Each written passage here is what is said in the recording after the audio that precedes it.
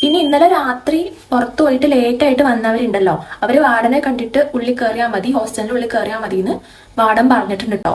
ഒരു കാര്യം പറയാനുള്ളത് എന്താന്ന് പറഞ്ഞിട്ടുണ്ടെങ്കിൽ നമ്മുടെ ക്ലീനിങ് സ്റ്റാഫ് ഭയങ്കര കംപ്ലൈന്റ് ആണ്. ചിലവരൊക്കെ പാഡ് പൊതിയാതെയാണ് ഡസ്റ്റ്ബിന്നിൽ ഇടണത്.